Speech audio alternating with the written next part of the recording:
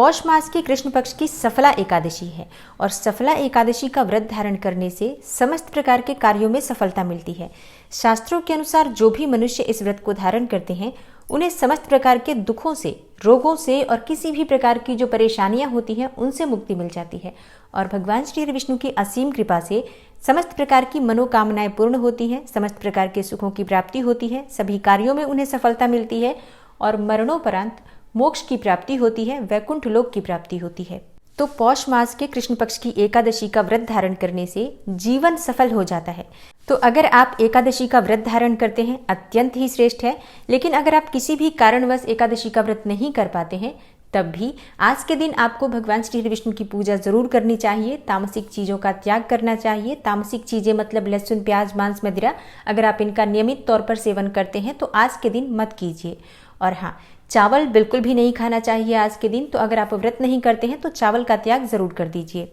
और इन सभी नियमों का पालन करते हुए अगर आप बिना व्रत किए भी भगवान श्री विष्णु की पूजा करते हैं तो विश्वास रखिए आपको आपके कार्यों में सफलता भी मिलती है और आपके सभी कार्य भी पूरे होते हैं।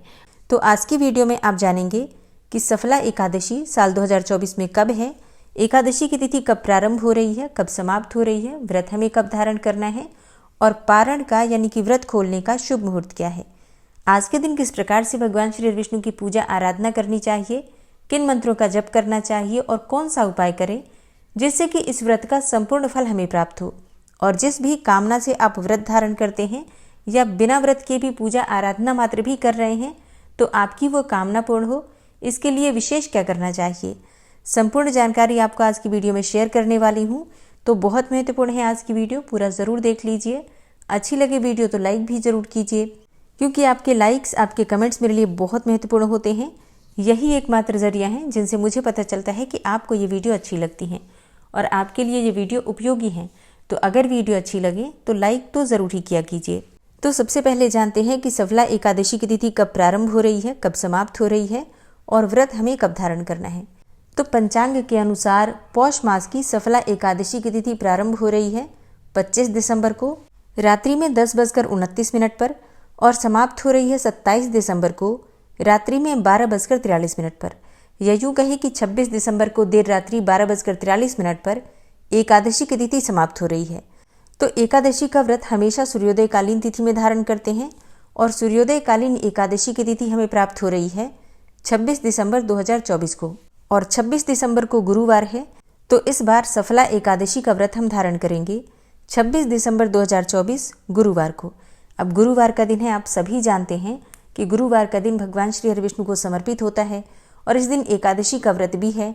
तो ये बहुत ही श्रेष्ठ और शुभ संयोग है। 26 दिसंबर को सूर्योदय काल का समय है सुबह 7:10 पर और सूर्यास्त का समय होगा शाम को 5:44 पर। एकादशी के दिन हम ब्रह्म मुहूर्त में स्नान करते हैं। तो ब्रह्म मुहूर्त का समय आपको प्राप्त हो रहा है सुबह 5:34 से सुबह 6:22 तक और अमृत काल का समय आपको प्राप्त हो रहा है सुबह 8:20 से सुबह 10:07 तक। अमृत काल में किया गया कोई भी शुभ कार्य अमृत के समान फल देने वाला माना जाता है। ऐसा कहा जाता है कि जो भी शुभ कार्य हम अमृत काल में करते हैं उसका पुण्य फल हमें कई जन्मों तक प्राप्त होता है। बात करें अभिजीत मुहूर्त की, तो इस दिन अभिजीत मुहूर्त आपको प्राप्त हो रहा है दोपहर 12:06 से 12:48 तक। अभिजीत मुहूर्त में आप कोई भी शुभ कार्य कर सकते हैं। अब एक ऐसा समय जिस समय में कोई भी शुभ कार्य नहीं करना चाहिए और वो होता है राहु काल का समय। राहु काल आपको प्राप्त हो रहा है दोपहर में 1:46 से दोपहर में 3:06 तक। तो बात करें पारण के शुभ मुहूर्त के बारे में, तो देखिए द्वादशी तिथि में व्रत का पारण किया जाता है और द्वादशी तिथि प्रारंभ हो रही है 27 दिसंबर को रात्रि में 12:44 पर और समाप्त होगी 28 दिसंबर को सुबह 2:26 पर। और हरिवासर की समाप्ति के बाद ही एकादशी व्रत का पारण हम करते हैं, लेकिन इस बार हरिवासर सूर्योदय से पहले ही समाप्त हो जाएगा। मतलब 27 दिसंबर को सूर्योदय होने से पहले हरिवासर समाप्त हो जाएगा। तो ऐसे में सूर्योदय के बाद आप अपना व्रत खोल सकते हैं और पारण का शुभ मुहूर्त आपको प्राप्त हो रहा है सुबह 7:16 से सुबह 10 बजे तक। एकादशी का व्रत जब हम धारण करते हैं तो पारण के शुभ मुहूर्त का बहुत ध्यान रखा जाता है, क्योंकि एकादशी व्रत का पारण अगर शुभ मुहूर्त में नहीं किया जाता तो उस व्रत का हमें संपूर्ण फल नहीं मिलता। इसलिए पारण के शुभ मुहूर्त का ध्यान जरूर रखना चाहिए। और अब जानते हैं कि एकादशी व्रत के नियम क्या होते हैं और पूजा विधि क्या होती है। तो देखिए, जो भक्त एकादशी का व्रत हमेशा करते हैं, मतलब हर बार एकादशी का व्रत करते हैं, वो सभी नियम जानते हैं। लेकिन अगर आप पहली बार एकादशी का व्रत कर रहे हैं, तो अगर आपको नियम नहीं पता तो आपके लिए बता दूं, दशमी तिथि के दिन से ही एकादशी व्रत के नियम प्रारंभ हो जाते हैं। दशमी तिथि के दिन आपको सात्विक भोजन लेना चाहिए। लहसुन, प्याज, मांस, मदिरा, टमाटर, शाक, मसूर की दाल और मूली, गाजर, बैंगन, इन सभी चीजों का दशमी तिथि के दिन ही त्याग करना चाहिए। सात्विक भोजन बनाकर आज ग्रहण करना चाहिए। शाम को सूर्यास्त होने के बाद आप अन्न का सेवन नहीं कर सकते हैं, नमक का सेवन नहीं कर सकते हैं। इसलिए दशमी तिथि के दिन सूर्यास्त होने से पहले, मतलब दिन में ही आप भोजन कर लीजिए। और मान लीजिए आप रात में कुछ खाना चाहते हैं, भूख लगती है, तो ऐसे में आप फलों का सेवन कर सकते हैं, दूध ले सकते हैं, जूस ले सकते हैं, फलों का रस ले सकते हैं। इस प्रकार से रात्रि में फलाहार कर सकते हैं आप, लेकिन अन्न और नमक का सेवन नहीं करना चाहिए। संभव हो तो इस बात का ध्यान रखिए। और हाँ, शास्त्रों के अनुसार एकादशी का व्रत करने वाले को दशमी तिथि के दिन भूमि पर शयन करना चाहिए और ब्रह्मचर्य का पूर्ण रूप से पालन करना चाहिए। और अगले दिन एकादशी है तो प्रातःकाल जल्दी उठेंगे, मतलब ब्रह्म मुहूर्त में उठ जाइए और अपने नित्य कर्मों से निवृत्त होकर आप स्नान करेंगे। तो आज आपको ध्यान रखना है, गंगा जल मिश्रित जल से स्नान करना चाहिए, या कोई भी पवित्र नदी का जल अगर आपके पास हो तो जल में उसे मिलाकर स्नान करना चाहिए। जब आप गंगा जल मिश्रित जल तैयार करते हैं तो सबसे पहले गंगा जल ही डाला जाता है पात्र में, उसके बाद साफ जल स्नान के लिए डालकर और फिर आप स्नान कर सकते हैं। और एकादशी के दिन अगर आप थोड़ी सी हल्दी जल में डालकर स्नान करते हैं तो इससे भगवान श्री हरि विष्णु की असीम कृपा आपको प्राप्त होती है। तो प्रयास करना चाहिए हर एकादशी के दिन थोड़ा सा गंगा जल और थोड़ी सी हल्दी डालकर और फिर उस जल से स्नान करें। इसके बाद पीले वस्त्र धारण करें अगर संभव हो तो, नहीं तो किसी भी रंग के साफ और स्वच्छ वस्त्र धारण करें। और हाँ, अगर आप एकादशी का व्रत कर रहे हैं या भगवान श्री हरि विष्णु की पूजा कर रहे हैं, उनकी असीम कृपा पाना चाहते हैं, तो आज के दिन काले और नीले रंग के वस्त्र मत धारण कीजिए, बाकी आप किसी भी रंग के वस्त्र धारण कर सकते हैं। तो स्नान करके साफ स्वच्छ वस्त्र धारण करके भगवान श्री हरि विष्णु की पूजा से पहले भगवान सूर्य देव को जल अर्पित करना चाहिए। तो भगवान सूर्य देव की कृपा पाने के लिए एक तांबे के पात्र में आप थोड़ा सा गंगा जल डाल दीजिए, चुटकी भर हल्दी डाल दीजिए और शुद्ध जल से उस पात्र को भर के और आप भगवान सूर्यदेव को जल अर्पित कर सकते हैं। और हाँ, अगर आपके पास पीला पुष्प उपलब्ध हो तो आप एक पीला पुष्प भी भगवान सूर्यदेव के निमित्त जल में डालकर अर्पित कर सकते हैं। इसके बाद भगवान सूर्यदेव की 3 परिक्रमा करके उनसे प्रार्थना कीजिए, जो भी आपकी मनोकामना हो उसे पूर्ण करने के लिए, तो निश्चित ही आपकी मनोकामना पूर्ण होती है। और भगवान सूर्यदेव को जल अर्पित करने के बाद अपने घर के मंदिर में आ जाइए, शुद्ध घी का एक दीपक प्रज्वलित कर लीजिए और शुद्ध आसन डालकर भगवान श्री हरि विष्णु के सामने बैठकर अपने व्रत का संकल्प ले लीजिए। मान लीजिए कि आप किसी भी कामना के निमित्त ये व्रत धारण कर रहे हैं, तो अपनी कामना का संकल्प भी भगवान श्री हरि विष्णु के सामने रख सकते हैं। या फिर अगर आप निष्काम भाव से कर रहे हैं, सिर्फ भगवान श्री हरि विष्णु की कृपा प्राप्ति हेतु या फिर उनकी प्रसन्नता के लिए हम ये व्रत धारण कर रहे हैं, तो आप इस प्रकार से निष्काम भाव से अपने मन में कामना रखकर कि हे श्री हरि विष्णु, आप मुझ पर प्रसन्न होइए, आपकी कृपा प्राप्ति के लिए, आपकी प्रसन्नता के लिए मैं सफला एकादशी का व्रत धारण कर रहा हूँ या कर रही हूँ। इस प्रकार से हमें व्रत का संकल्प लेना होता है। लेकिन हाँ, जब हम व्रत का संकल्प लेते हैं तो अपने दाहिने हाथ में जल और पुष्प ले लेते हैं और व्रत और पूजा का संकल्प लेने के बाद जल और पुष्प हम भगवान श्री विष्णु के चरणों में अर्पित करते हैं और उनसे प्रार्थना करते हैं कि हे श्री हरि विष्णु, आप कृपा कीजिए कि मैं ये व्रत पूर्ण कर पाऊं और व्रत में, पूजा पाठ में किसी भी प्रकार की भूल चूक हो जाए तो इसके लिए हमें क्षमा कीजिए। व्रत का संकल्प लेने के बाद आपका व्रत शुरू हो जाता है। इसके बाद आप विधि विधान से भगवान श्री हरि विष्णु की पूजा करेंगे। भगवान श्री हरि विष्णु का पंचामृत से अभिषेक करना चाहिए। उसके बाद उन्हें पीले वस्त्र धारण करवा दीजिए। इसके बाद आप उनका श्रृंगार कीजिए पीले चंदन से, गोपी चंदन से, जो भी आपके पास उपलब्ध हो, और ताजे खिले हुए पीले फूलों से भगवान श्री हरि विष्णु की पूजा करनी चाहिए। जनेऊ भगवान श्री हरि विष्णु को अवश्य अर्पित करना चाहिए। तिल हम भगवान श्री हरि विष्णु को अर्पित करते हैं, जैसे चुटकी में थोड़े से सफेद तिल लेकर और भगवान श्री हरि विष्णु को अर्पित कीजिए। भगवान श्री हरि विष्णु को इत्र अर्पित कीजिए और हाँ, सुगंधित धूप बत्ती और अगरबत्ती प्रज्वलित करके भगवान श्री हरि विष्णु की पूजा कीजिए। एकादशी के दिन भगवान श्री हरि विष्णु को पंचामृत का भोग अवश्य लगाना चाहिए। उसमें तुलसी पत्ता भी जरूर डालना चाहिए। इसके अलावा ऋतु फल का भोग आप लगा सकते हैं, मतलब जो भी इस समय आपके पास फल उपलब्ध हो वो सभी फल आप चाहें तो भगवान श्री हरि विष्णु को अर्पित कर सकते हैं। आज के दिन केले का भोग भगवान श्री हरि विष्णु को अर्पित करने के बाद, अगर आप भगवान श्री विष्णु की पूजा समाप्त करने के बाद उस केले में से कुछ फल आप किसी गाय को खिलाते हैं तो इससे 33 कोटि देवताओं का आशीर्वाद आपको प्राप्त होता है। इस समय जैसे आंवला उपलब्ध है बाजार में, तो आप आंवले का भोग भगवान श्री विष्णु को अर्पित कर सकते हैं। मखाने की खीर में केसर डालकर और उसमें तुलसी पत्ता डालकर भगवान श्री विष्णु को अर्पित करने से किसी भी प्रकार की आपकी मनोकामना हो पूर्ण होती है। तो देखिए, भोग आप अपनी इच्छा के अनुसार, अपने सामर्थ्य के अनुसार कोई भी भोग अर्पित कर सकते हैं। श्रद्धा भाव से अर्पित कीजिए, निश्चित ही भगवान श्री विष्णु की कृपा आपको प्राप्त होगी। पूजा पूर्ण करने के बाद कपूर से आरती कीजिए और इसके बाद दिन भर आपको व्रत रहना होता है, तो आप फलाहार के द्वारा ये व्रत धारण कर सकते हैं। जैसे कि फल ले सकते हैं, दूध ले सकते हैं, जूस ले सकते हैं, फलों का रस ले सकते हैं, चाय पी सकते हैं, जल पी सकते हैं। इस प्रकार से फलाहार और जलाहार के द्वारा आप सफला एकादशी का व्रत धारण कर सकते हैं। और हाँ, बहुत से भक्तों के प्रश्न आते हैं कि क्या ये व्रत हम निर्जल भी धारण कर सकते हैं।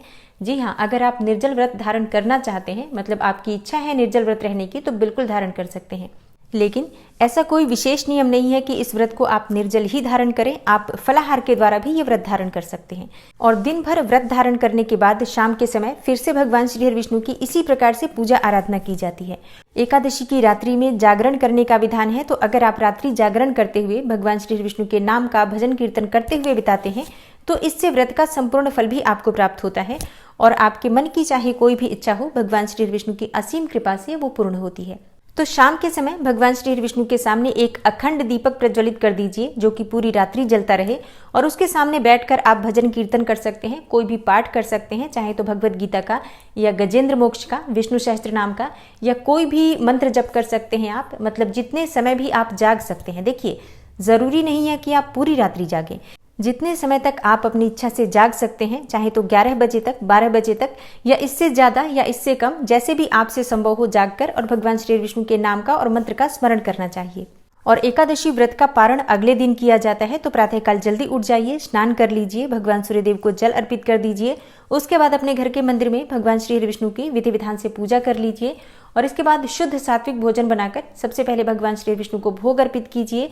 इसके बाद किसी गाय को भी भोजन करा दीजिए, अगर मिल जाती है गाय तो, नहीं तो उसके निमित्त निकाल कर रख दीजिए। और हाँ, चींटियों के लिए भी आप उसी भोजन में से थोड़ा सा कहीं कच्ची जमीन पर रख सकते हैं, चींटियां इसे ग्रहण कर लेती हैं। और इसके बाद आप किसी ब्राह्मण के निमित्त दान की सामग्री निकाल दीजिए, क्योंकि देखिए शास्त्रों में कहा गया है कि घर बुलाकर किसी ब्राह्मण को भोजन कराइए और उसके बाद आप स्वयं भोजन कीजिए।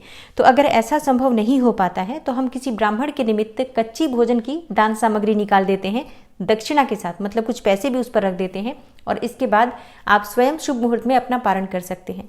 दान आप अपनी इच्छा के अनुसार किसी भी चीज का कर सकते हैं और कितनी भी संख्या में कर सकते हैं, लेकिन व्रत खोलने से पहले, पारण करने से पहले दान करना आवश्यक है।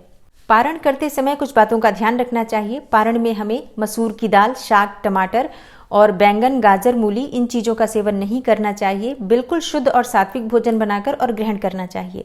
और हाँ, शास्त्रों के अनुसार सरसों के तेल में एकादशी व्रत का पारण नहीं बनाया जाता है, तो प्रयास कीजिए आप शुद्ध घी में बनाएं। लेकिन अगर शुद्ध घी उपलब्ध ना हो, या बहुत से लोगों के प्रश्न होते हैं कि उन्हें शुद्ध घी बिल्कुल भी पसंद नहीं है भोजन में, तो ऐसे में आप क्या करेंगे, ऐसे में आप रिफाइंड तेल का प्रयोग कर सकते हैं, लेकिन पारण बनाते समय सरसों तेल का प्रयोग नहीं करना चाहिए। और हाँ, बहुत से भक्तों के प्रश्न आते हैं कि पारण वाले दिन हम भोजन कितनी बार कर सकते हैं। तो देखिए, शास्त्रों के अनुसार एकादशी व्रत का जो नियम बताया गया है उसके अनुसार दशमी तिथि के दिन एकाहार, मतलब एक ही बार हमें भोजन करना चाहिए, जो कि बहुत से लोग करते भी हैं कि सिर्फ दोपहर में ही दशमी तिथि के दिन अन्न का सेवन करते हैं, बाकी दिन वो फलाहार पर रहते हैं। तो जैसे भी आपसे संभव हो। और एकादशी के दिन निराहार, मतलब कुछ भी नहीं खाना चाहिए। और द्वादशी तिथि के दिन 2 बार आहार लेना चाहिए, मतलब 2 ही बार अन्न का सेवन करना चाहिए। तो ऐसे में जब आप व्रत खोलेंगे, अन्न से ही व्रत खोलेंगे, इसके बाद एक और बार आप भोजन कर सकते हैं। तो आप चाहें तो जैसे कि रात्रि में भोजन कर लीजिए और दिन में आप फलाहार कर लीजिए, जैसे कि फल, दूध, जूस इत्यादि लेकर आप दिन में रह सकते हैं। और हाँ, बहुत से भक्तों के प्रश्न आते हैं कि क्या शाम के समय द्वादशी तिथि के दिन हम लहसुन प्याज का सेवन कर सकते हैं। देखिए, एकादशी का जो व्रत होता है बहुत ही श्रेष्ठ व्रत माना जाता है और बहुत कठिन भी माना जाता है। संयम का व्रत होता है, पूरी तरह से समर्पण का व्रत होता है। तो इसलिए दशमी तिथि से ही इसके नियम प्रारंभ हो जाते हैं और द्वादशी तिथि तक हम एकादशी के व्रत के नियम का पालन करते हैं। तो दशमी से द्वादशी तक सात्विक भोजन लिया जाता है, बिल्कुल भी लहसुन प्याज का सेवन नहीं किया जाता है। तो द्वादशी के दिन शाम को भी जब आप भोजन करेंगे उसमें भी लहसुन प्याज नहीं होगा, इस बात का ध्यान रखिए। तो व्रत का संपूर्ण फल हमें तभी प्राप्त होता है जब हम इन बातों का ध्यान रखते हैं। और भी कुछ नियम होते हैं, जैसे कि आज के दिन हमें झूठ नहीं बोलना चाहिए, चोरी नहीं करनी चाहिए, निंदा नहीं करनी चाहिए किसी के भी बारे में गलत शब्द का प्रयोग नहीं करना चाहिए। एकादशी के व्रत में क्रोध नहीं करना चाहिए और हाँ, किसी को भी कटु वचन नहीं बोलना चाहिए जिससे कि दूसरों का मन दुखे। देखिए, ये छोटी छोटी बातें हैं, लेकिन इन बातों का ध्यान अगर हम रखते हैं तभी हमें व्रत का संपूर्ण फल मिलता है। इसलिए शास्त्रों में एकादशी के व्रत के दिन मौन रहने का विधान बताया गया है कि अधिक से अधिक समय मौन रहना चाहिए, भगवत भजन करना चाहिए और भगवान श्री विष्णु की विशेष कृपा पाने के लिए आज के दिन भगवत गीता का अधिक से अधिक पाठ करना चाहिए। तो इन बातों का अगर हम ध्यान रखते हैं तो हमारे मन में चाहे कोई भी कामना होती है या निष्काम भाव से भी हम पूजा करते हैं तो हमारे व्रत का संपूर्ण फल हमें प्राप्त होता है और मनुष्यों की समस्त इच्छाएं भगवान श्री विष्णु पूर्ण करते हैं। असीम कृपा जब भगवान श्री विष्णु की प्राप्त होती है तो मरणोपरांत वैकुंठ लोक की प्राप्ति होती है, मोक्ष की प्राप्ति होती है। तो साल की अंतिम एकादशी सफला एकादशी की आप सभी को हार्दिक शुभकामनाएं। भगवान श्री विष्णु की असीम कृपा सदैव आपको प्राप्त होती रहे। मिलती हूँ मैं आपसे अगली वीडियो में, तब तक के लिए नमस्कार।